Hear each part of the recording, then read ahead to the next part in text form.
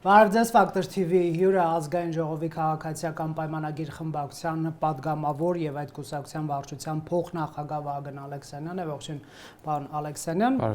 Ընդդիմությունը իշխանության կողմից հակաեկեղեցական արշավի հերթական դրսևորում է որակել Գարեգին II-ին որպես մեղադրյալ ներգրավելու քննչական կոմիտեի որոշումը դատական ակտի կատարմանը խոչընդոտել է ըստ մեղադրանքի զուտ նաեւ որ հեռուստադիտողը հիշի սա այն դեպքն է, երբ որ Գևորգ եպիսկոպոսը դատանում վիճարկել էր պաշտոնին հեռացնելու որոշումը, դատանը որոշել էր նրան վերականգնել իր պաշտոնում, բայց մայրաթոռը չվերականգնեց, ավելին կարգալույց հռչակեց, ասելով, որ աշխարհիկ դատանի գործը չէ թեմի առաջնորդի աթոռի հարցը, այ կխնդրեմ այս հարցից սկսենք, արդյոք իշխանության նպատակը ձախողելը չէր այս Ավստրիայում կայանալիք եպիսկոպոսատ ժողով այս մեղադրանքով։ Նախ սկզբից գալով պիտի ասեմ, որ Կտրիչ Ներսիսյանը ու իրեն սատարող հակապետական ու հակաեկեղեցական խմբակը որոշել է, որ իրենք վեր են Հայաստանի Հանրապետությունում օրենքից, ես ասում եմ իրենք վեր չեն Հայաստանի Հանրապետությունում օրենքից, Հայաստանի Հանրապետությունում օրենքն է իրենցից վեր ու առհասարակ իրենց այդ խմբակից վեր ու իրենք պետք է համակերպվեն Հայաստանի Հանրապետության օրենքներին ու սահմանադրությանը։ Եվ ասում են հոգևոր իշխանությունը մեզ է պատկանում եւ այս հարցը հոգևոր իշխանության տիրույթ է։ Ես էլ ասում եմ, որ օրենքից դուրս ոչինչ Հայաստանի Հանրապետությունում գոյություն ունենալ չի կարող։ Հիմա այդ նույն կոնտեքստով կարող վաղնել ինչ-որ մի մանկապիղծ լինի, ասեն դե ինքը սքեմավոր է, ինչ գործ ունեք, ինչի եք դատում այս մարդուն։ Կոռեկտ է համեմատությունը թեման։ Դե ինչ տարբերություն։ Մարդը հանցագործությունը նա մի քիչ ավելի վարչական։ Չէ, ընդհանրապես այդ չի հարցը։ Հարցը սկզբունքն է, կամ ընդունում ես դատարանի որոշումները, կամ չես ընդունում դատարանի որոշումները։ Կամ ենթարկվում ես օրենքին, կամ ասում ես ես օրենքից բարձր եմ, ես ասում եմ ոչ մեկ էլ օրենքից բարձր չի իրենցից։ Բայց քչերը խորացան իրավական կողմին մեջ այս հարցի, ավելի շատ քաղաքական մեկնաբանություններն է, որ այսպիսով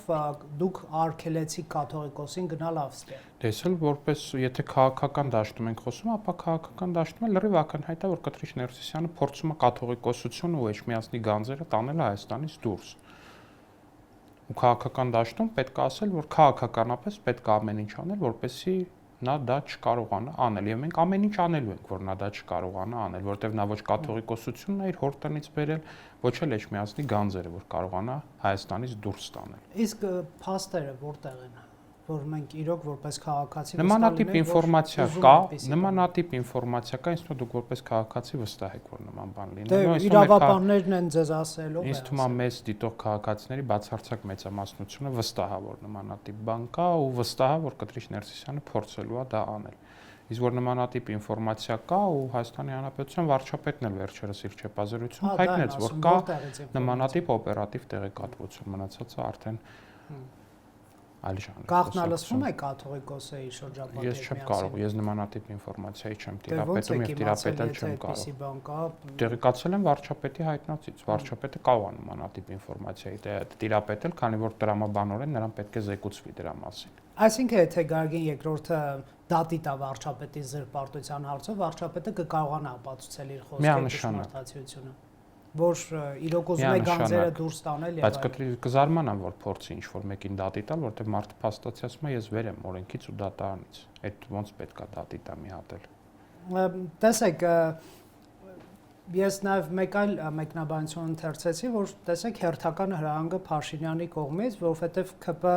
այդ ներքին ընտրությունների օրը, երբ որ վարչապետը ճեպազրույց էր տալիս, այդ ժամանակ ասում էր խոստացել էր կոշտ հակազդեցություն Հայաստանից հանելու կաթողիկոսությունը, գանձերը այդ հարցի ներքո,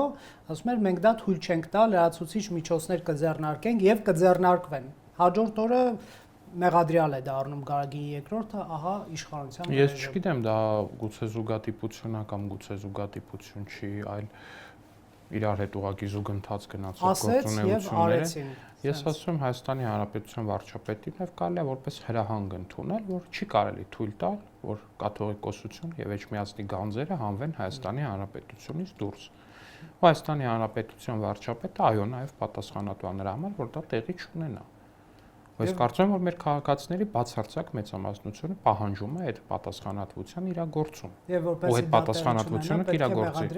Ես չգիտեմ։ Ես կարծում եմ գուցե այլ միջոցներ էլ կան, այս նկատի ունեմ, որ չեմ կարող ասել, որ այս երկու իրադարձությունները իրար փոխլրացնում են։ Բայց չեք կարծում, մի տեսակ հաճախ է լինում, որ վարչապետը մի բան է ասում եւ իրավաբանները հաջորդ օրը, ասենք Սավել Կարապետյանին են բռնում կամ նույն օրը, չգիտեմ։ Այսինքն հարցից կոնտեքստը գիտեք, որն է, որ հրահանգը ասում է վարչապետը, հրապարակային ու գործերն ասում իրավաբանները։ Կա փաստ, որ դատարանը որոշում է կայացրել, որ Գևորգ Սրբազանը վերականգնվի իր պաշտոնում եւ չխոչընդոտվի նրա աշխատանքը որպես թեմի առաջնորդի։ Կա փաստ, որ Կտրիչ Ներսիսյանը եւ իր խմբակը չեն կատարել այդ որոշումը եւ խոչընդոտել են այդ որոշման կատարումը։ Պահի ընտրության մասին եկեք չխոսանք դեռ։ Փաստը կա, երկու փաստն էլ կա, չէ՞։ Իրոք չեմ կարող դրանք հերքել, բայց ինչ որ այսինքն որ չեք կարող հերքել, որտեղ դրանք չկա, զուգադիպությունը այնա, որ մարդը խախտել է կարգը եւ դրա համար անցնում է քրեական գործով։ Մի խոսքով չունեք մտահոգություն, որ ասելու են, տեսեք, հերթական անգամ հրահանգեց իրավաբանները։ Ես ընդդիմադիր դաշտի ասելու հետ ընդհանրապես ոչ մի մտահոգություն չունեմ, որովհետեւ ըստ ընդդիմադիր դաշտի ցանկացած մի քրեական գործ, որը վերաբերվում է ընդդիմադիր քաղաքական գործիչներին, այդ թվում եւ Կտրիչ Ներսիսյանին, դա ավտոմատ քաղաքական բնույթ է։ Թե վարչապետը մատնում է իրեն այսպիսով, որ ինքն է հրահանգում։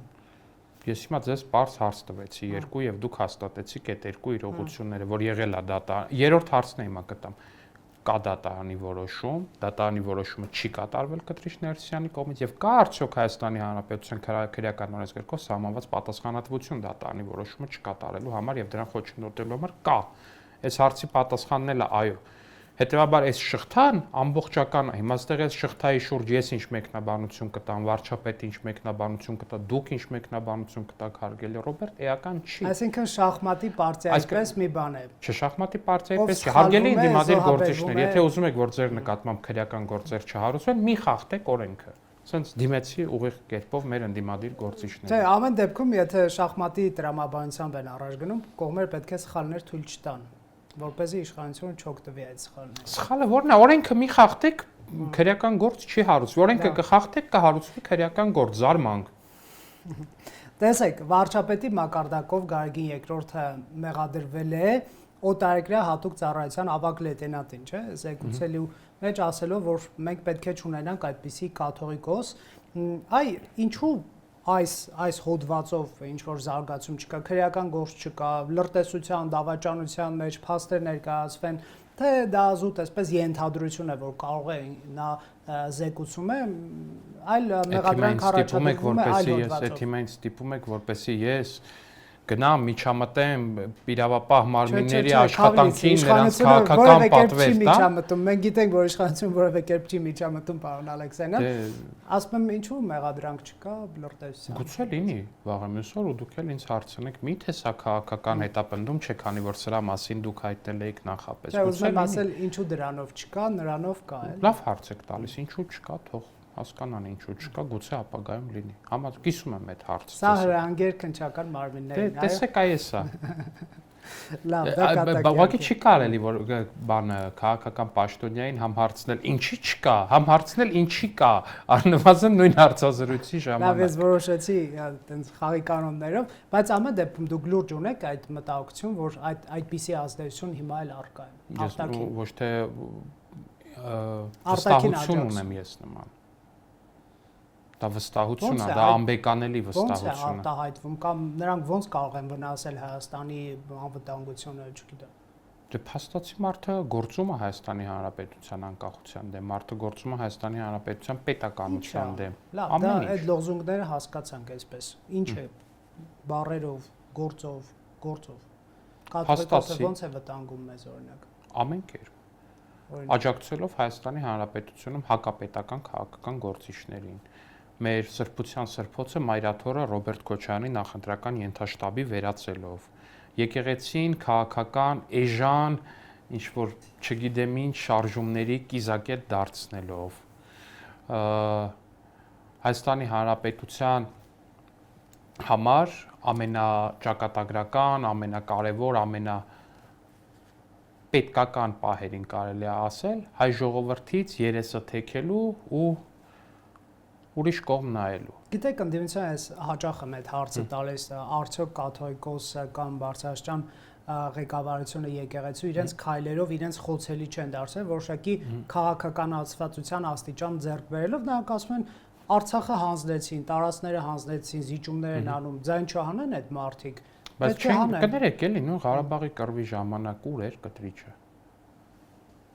1000 ներողություն էլի։ Դե ու չէր գնալու։ Չէր գնալու, հարց չկա, եկեղեցու զանգերը հնչեցրել, հա։ Ինքը ինչ կարող աներ, որպես այդպեսին ենթադրենք եկեղեցու ամենազորեղ զենքը համարվում է այդ զանգեր հնչեցնելը, երբ որ բոլորին կանչում էի պաշտպան, հնչեցրել, հա։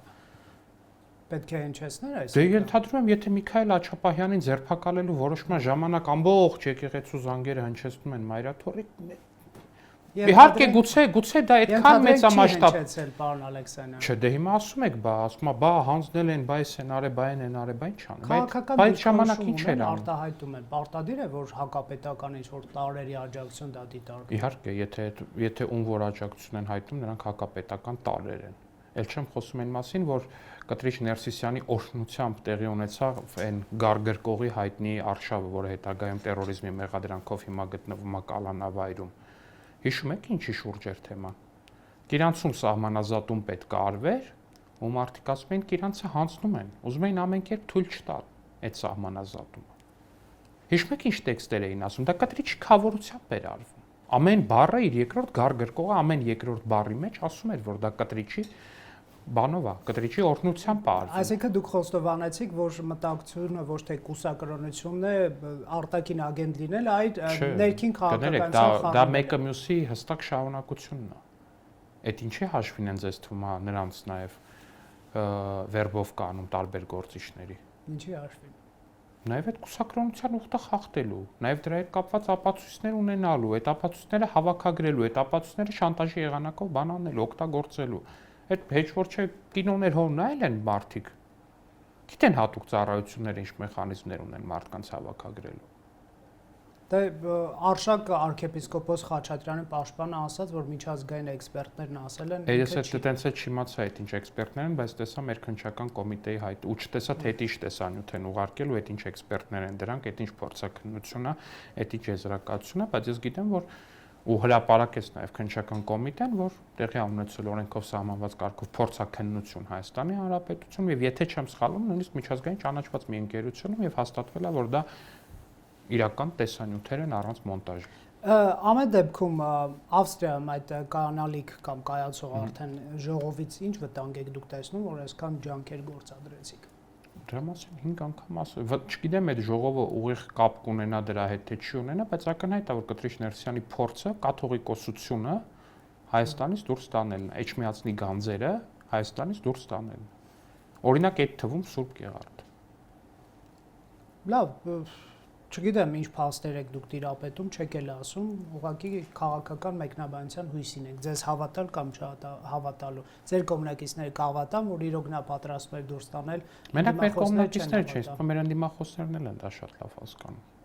Ուրիշ բան, որ նրանց մի մասը առնվազն դրա հետ շատ հաշտ է։ Դուրս որտեղ նկատի ունեք։ Հայաստանի սահմաններից դուրս։ Որ երկիր։ Կարող եք ենթադրել կամ կարող ենք ենթադրել։ Վերջին շրջանում կարծես էնտուզիազմ չկա կաթողիկոսին հեռացնելու այս process-ում, հա։ Process-ը փակուղի է մտել։ Չէ, ինձ դա process-ը ամենաինստիտուցիոնալ փուլում է այս պահին գտնվում։ Ինչ է տեղի ունենում։ Դե այս պահին նրա բոլոր որոշումները փաստացի դատարանում վիճարկվում են։ Հայաստանի Հանրապետության օրենքը կդատի։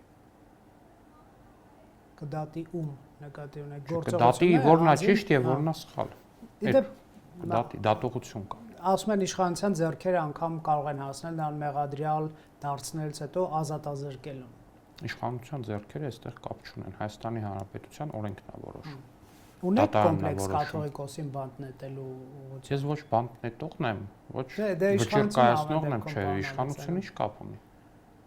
Կապ չունի իշխանությունը իրավական։ Չէ, իշխանությունը ինչ որ առումով կապ ունի դատական իշխանություն, օրենսդիր իշխանությունը, գործադիր իշխանությունը, դատական իշխանությունը իրար հետ որոշ շատ տարբեր թելերով փոխկապակցված են, բայց դատարանները իրանք են որոշումները կայացնում։ Ինչ որ մեկը սա եթե վիճարկում է, ապա խնդրում եմ ինձ բացատրի, թե այն ընդդիմադիրները, որ հաճախ նաև արդարացնող վճիռներ են ունենում, հաճախ այս վճիռներ են ունենում, թող պատմեն ուրեմն այդ ոնց է դա տեղի ունենում։ Այդ այսինքն մենք բարի ենք, այնքան ներում ենք շնորհում, հա ոմանց էլ։ Տեսեք, արդեն հայտնի է ինչպես են Կարապետյանները պատրաստում Սամվել Կարապետյանը վարչապետ դարձնել, ընտրությունը մեծամասնություն կստանան։ Որ երկրում Հայաստանի Հանրապետությունում։ Հայաստանի Հանրապետությունում նման բան հայտնի չի, չգիտեմ որ երկրում են փորձում դա անել, բայց հոդվածը, որով պարտադիր է համարվում, որ վարչապետի տեխնացուն 4 տարի Հայաստանում ապրած լինի եւ քաղաքացի լինի, մարդիկ պարզ ասում են կգանք մեծամասնություն, կկազմենք կամ միգուցե կոալիցիոն ձևաչափով եւ անցումային շրջանում էլ Նարեկ Կարապետյանն է լինելու վարչապետի պաշտոնակատարը, ԿՊ-ում ունեն հակախաղ բան Ալեքսեյանը։ Ես օրինակ առաջարկում եմ այս հեքիաթի փոխարեն սկսեն ուրիշ հեքիաթ պատմել ժողովրդին, օրինակ խորհուրդ եմ տալիս Հանս Քրիստիան Անդերսենի հեքիաթներից սկսել,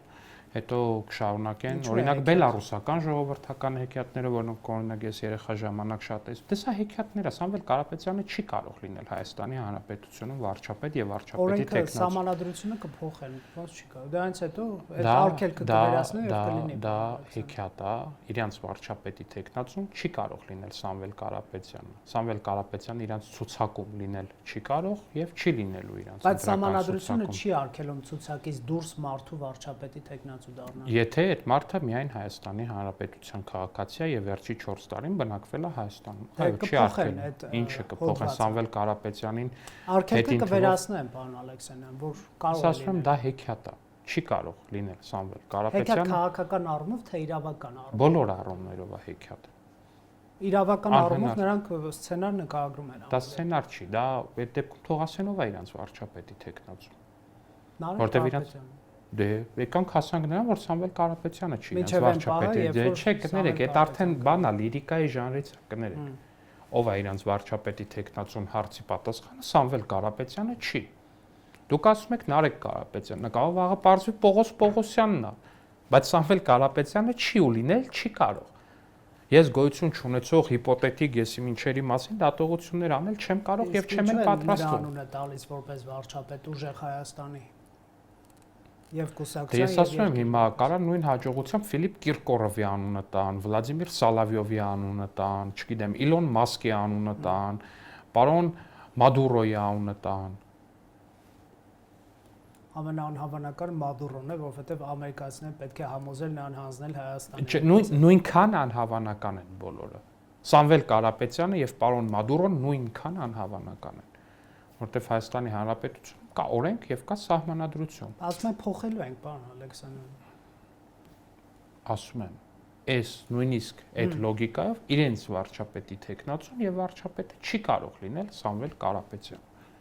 Դա ձեր ցանկությունն է։ Դա իմ ցանկությունը չի, դա սահմանադրության պահանջն է։ Փոխելու են սահմանադրությունը, պարոն Ալեքսեյյան։ Ես ասում եմ, կարան վաղը պատմեն, որ Մարսն են կոլոնիզացնելու ու Մարսի մարսպետ առաջարկեն, ասենք դա կլինի քննարկման առարկա, ասում դա հեքիաթ է։ Ինչու եք այդքան վստահ ԿՊ-ի ուժերին։ Ես վստահ եմ։ Հեքիաթ է, ուրեմն մեծ վստահություն ունեք։ Ես վստահ եմ Հայաստանի Հանրապետության քաղաքացիների ողջախոհությանը եւ ողջամտությանը։ ԿՊ-ի ուժերին վստահ եմ այնքանով, ինչքանով վստահ եմ Հայաստանի Հանրապետության քաղաքացիների ողջախոհությանն ու ողջամտությանը։ Եթե ինչ-որ տենց կիսաուղարկված, կիսա, չգիտեմ ինչ եղած, ինչ-որ հիբրիդային ուժեր մտածել են, որ իրանք Հայաստանի Հանրապետությունում տենց գալու են մարդկանց հեքիաթներ են պատմելու, անիրականանալի ինչ-որ բաներ են ասելու, հրյա PR-շիկներ են բայելու, այդ ամեն ինչ տենց սիրուն փաթեթավորելու են, անհավանական տեխնացուներ են առաջադրելու, ինչ-որ անհավանական բանի են փորձելու հասնել, դա աբսուրդ է։ Տեսեք, ընդդիմությունը կարող է ձեզ հիշեցնել, որ գիտեք, դուք էլ եք մեկ անձի համար սահմանադրություն պատրաստում փոխել, հարաքվեք նշանակել 20 թվականի ապրիլին, միայն թե Հրայր Թովմասյանը ու եւս մի քանի հոգի հեռացվեն ՍԴ-ից, ինչու չի կարելի հանուն բարերար Սամվել Կարապետյանի վարչապետ դառնալու փոխել սահմանադրություն։ Ոչ մեկի համար չի կարելի, ոչ մի անձի համար չի կարելի սահմանադրություն փոխել առհասարակ, բայց ես այդ քննարկման մեջ չեմ էլ ուզում մտնեմ առհասարակ, որովհետև եթե ուզում են նմանատիպ հանրաքվե անեն, բան անեն, թող փորձեն, ինչ ասեմ, իրանց գործն է, բայց ես ասում չի կարող իրանց վարչապետի տեխնացուն լինել Սամվել Կարապետյանը։ Դուք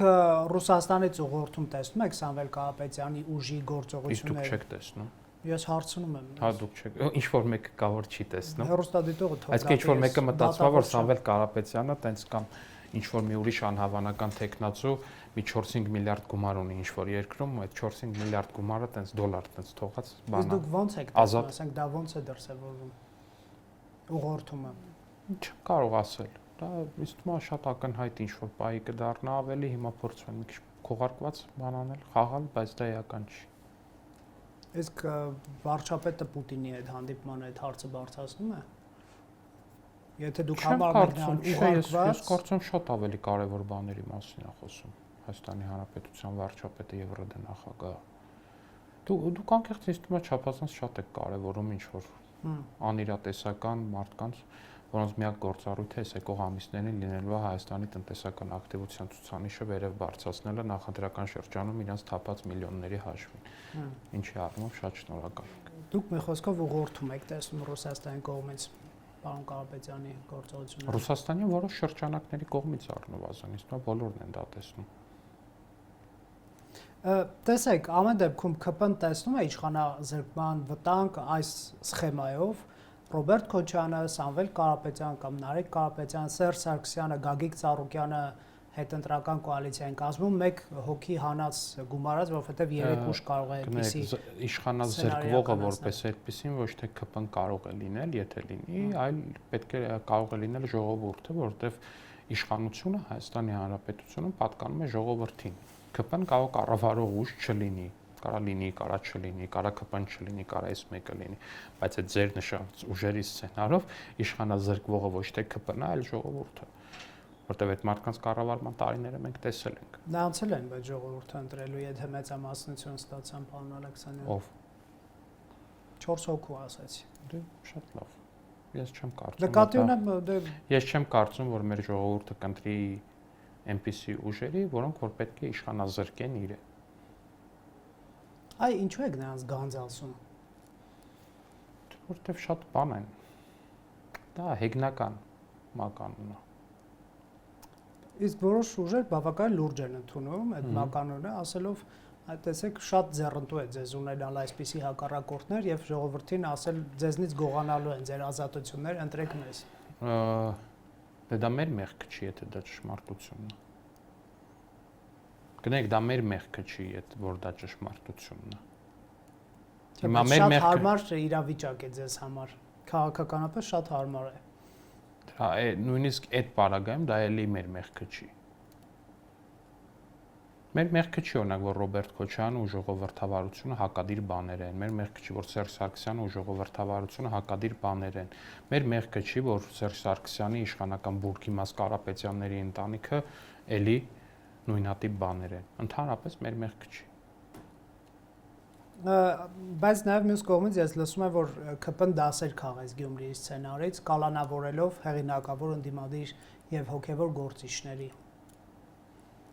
Ինչ ասել, դասեր քաղեց ում կալանավորեց։ Այսինքն թուլացրիկ ընդդիմությանը, Մասիսի քաղաքապետ, Գյումրիի քաղաքապետ։ Այդ կներեք, Մասիսի քաղաքապետը պիտի մարծեցեր ու բանաներ ազատության մեջ մնա։ Հեղինակավոր անձենտրություններից առաջ ընդդիմության համար այդ ինչ հեղինակավոր աշխատանք կատարել։ Այդ հեղինակավոր էր, էլի քաղաքապետ էր ու պուն օրինակ չեր անցել նույնիսկ անցողիկ շեմը բոնուսային կարգով եկավ անցավ, մտավ խորհրդարան այդ նույն հեղինակավոր անձի կառավարման շրջանում։ Այդ ինչ հեղինակավոր անձ էր, որ Հանրապետականի անդամ չէր, քաղաքապետ չէր, համ հանրապետականի անդամ էր, համ քաղաքապետ էր։ Կենտրոնացեք, բայց իմ հարցը մի քիչ ավելի լայն էր։ Ում մասին էր ձեր հարցը։ Ասացի, Գյումրիում ընդդիմությունը ունի իշխանություն ըստ էության։ Դե վայ այդ կալանավորված է Վարդան Ղուկասյանը, Խաչապարյանը։ Այսինքն կաշառք պիտի պահանջեր ու չնստեր։ Չէ, դուք իմ Վարդան Ղուկասյանին մենք կարելի է ասել, չէ, կներեք Վարդան Ղուկասյանին մենք շատ տեսանելի ձևով հաղթել են Գյումրու ընտրություններին, անձամբ Վարդան Ղուկասյանին։ 17000 քվե ստացել է քաղաքացիական պայմանագիրը եւ գրեթե 10000 քվե ստացել է Վարդան Ղուկասյանը։ Ինչ կար այդտեղ հարցի։ Այսինքն մարդը պետք է ափաշկարա կաշառք պահանջեր ինչ որ մեկից ու չկալանավորվեր։ Նա չէ նկատի ունեն, որ դուք դասեր քաղաք Գյումրիի սցենարից եւ որոշել են կաշառակերներին ձերբակալել։ Ընդդիմությանը թույլատրել։ Չէ, կներեք, ես հարց եմ տալի, մարդը պետք է կաշառք պահանջեր ու չձերբակալվեր։ չկա տենց ժանր, որ մարդը պետքա կաշառք պահանջեր, անկախ թե որ թիմից, ասում մեր թիմից լինի։ Կաշառք պահանջի ու չձերբակալվի, անհնար բան է դա։ Ես թվում է դիվիզիոնը չի խանգարի շախմատ պարապել ամեն դեպքում։ Եթե մտնում են խաղի մեջ, պետք է սխալներ թույլ չտան։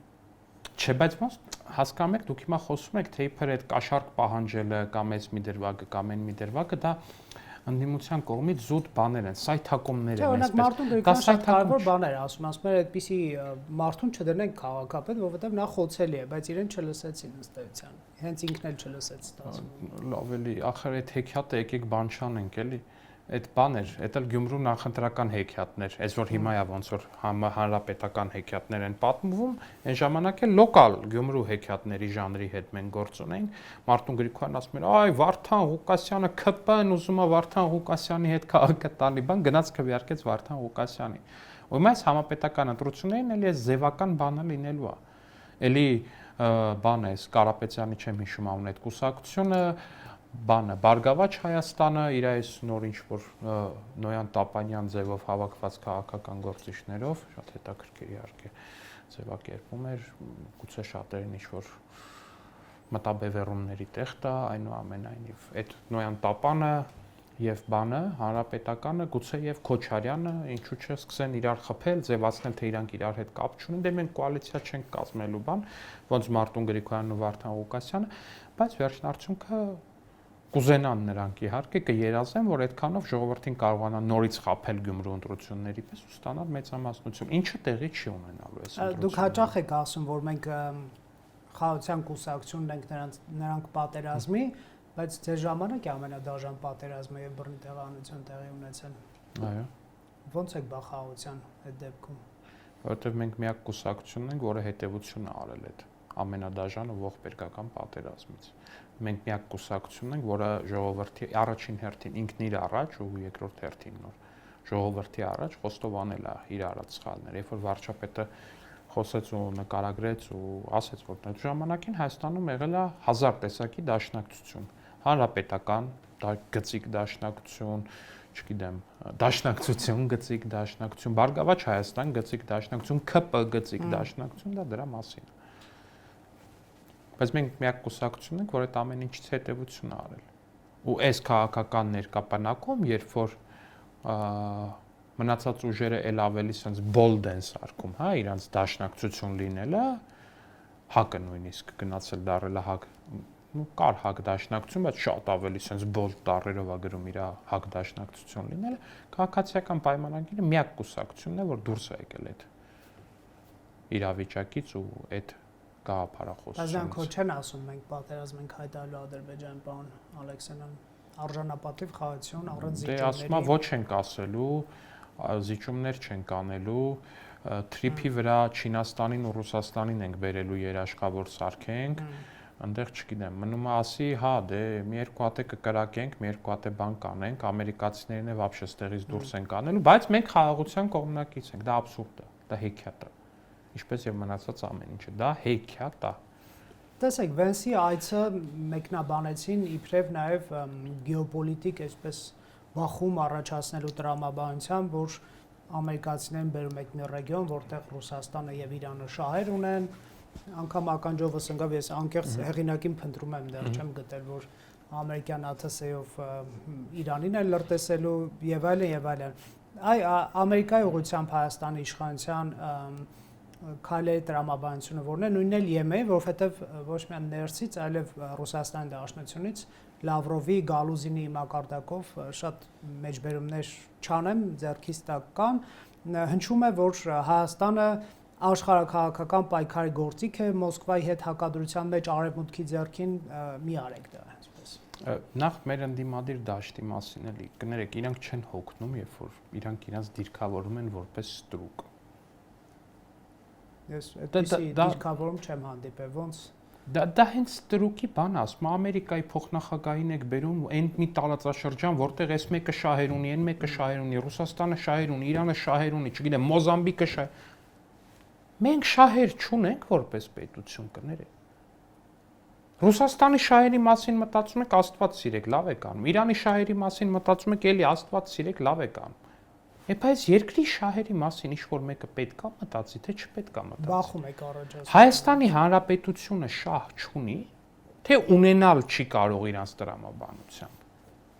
Մի հատ տվեք գլխին ասեք, դու ով ես որ մտածում ես Հայաստան, որ դու կարաս շահ ունենաս, քո շահի մասին մի հատ մտածես։ Սա է եղել իրանց քաղաքականությունը։ Փաշինյանին։ Լավ արեց, կեցե բան։ Եմեն աջակցեց Փաշինյանին։ Նրանք էլ կեցեն։ Արևմուտքի դրածոներ, խնդրեմ։ Ո՞վ է դրածո։ Դուք։ Դե շատ լավ։ Համաձայն եք փաստորեն։ Դա այնքան ծիծաղելի բան է այդ դերածո կոչվածը։ Մենք աջակցություն եք ստանալու հիբրիդային պատերազմի անվան տակ ընդդիմությանը ճնշելու։ Բայց հիբրիդային պատերազմի, այդ ինչ է հիբրիդային պատերազմը չկա։ Իհարկե ամեն կերպ փորձում են անդրջացնել այդ թեման, բայց չկա այդ պատերազմը, հա։ Բայց այդ ինչ կայքեր են տենց ստեղծվում, այն որ կեղծ կայքեր են ստեղծվում, իբր ֆրանսիական, France Courier եսի ինչ կայքա ստեղծվում, որտեղ գրվում է թե բանը Ֆրանսիան թափոններ է բերելու դիլիջ թունավոր թափոններ է բերելու դիլիջան հայկական մամուլը մեր շատ հավատարիմ, շատ բան ընդդիմադիր մամուլը, շատ օբյեկտիվ, շատ անաչառ ու չծախված ընդդիմադիր մամուլը այդ լուրերը վրազ վերցնում է, բերում է հայկական դաշտ, ժողովրդի շրջանում պանիկա, վախ, ատելություն սերմանելու համար, հետո այդ բնօրինակ կայքը անհետանում է։ Այդ հիբրիդային պատերազմը չի։ Բայց հիբրիդային պատերազմը պոզով պոչով է։ Ինչ կապ ուներ ընդդիմությունը այդտեղ, պարոն Ալեքսանյան։ Բայց ընդդիմադիր կայքերը կարող է ինձ են պատկանում եւ ոչ թե ընդդիմությանը։ Այդ ընդդիմադիր կայքերը ում են պատկանում վերջը ինձ են պատկանում, ինձ չեն պատկանում, ինձ ոչ մի ընդդիմադիր կայք չի, առհասարակ ոչ մի կայք չի պատկանում։ Իսկ ինչու են ձեզ աջակցում արևմուտքից։ Ես կարծում եմ արևմուտքը առհասարակ հայտնի է նրանով, որ աջակցում է ժողովրդավարությանը։ Բայց այնպես չի, որ ընդդիմադիր ամբողջ դաշտը հակաժողովրդավարական։ Օրինակով չի ընդդիմադիր դաշտից հակա։ Բայց չէ, բայց եկեք դե բանումներ տանք, եկեք։ Այս խոսակցության ընթացքում 4 ուժի անուն եք նշել, 4-ն է ժողովրդավարությամբ առանձնապես աչքի չեն եկել։ Թե այսպես խորամանկություն է ձեր կողմից արտաքին աջակցություն ստանալու, իբրև ժողովրդավար դիրքավորվելը նկատի ունեմ։ Հա, այսինքն այդ նույն Գյումրու ընտրությունները, որ մեջ էիք բերում, որ կարանք ընտրություն պարտվենք, այն ընտրությունները տարբերելի համայնքներում, որ եղել է, որ ընտրությունները պարտվել ենք, այդ ընտրությունները որտեղ տեղի է ունենում, ոչ մի բան փաստացի խախտում չի արձանագրվում, այդ ամեն ինչը հեչ, բայց ձևականորեն դիրքավորվել ենք, ու այդ ամեն ինչը նրա համար, որ ԵՄ-ում ասեն, այ աջակցում են, կամ չգիտեմ, պարոն Վենսասի, բայց համայնքապետերը կալանավորված են, պաշտոնազրկված են, չեն խորենք չխախտեն, չեն կալանավորվի, հիմա իրանց թիմերի իշխանություն են։ Իշխանություն են, ո՞րն է խնդիրը։ Բա որ ասում են պետք է շախմատ լավ սովորել։ Չէ, պետք է ընդամենը կաշառակեր, քրեական հանցագործ եւ ռեցեդիվիստ չլինել, շախմատ խաղալ իմանալը հեչ կարեւոր չի։ Պետք է ռեցեդիվիստ հանցագործ չլինել ու դուք չեք դատվի։ Ամեն ինչ շատ պարզ է։ Շնորհակալություն զրույցի համար, պարոն Ալեքսանյան, կհետևենք Factor TV-ում հյուրընկալել ենք Վահագն Ալեքսանյան։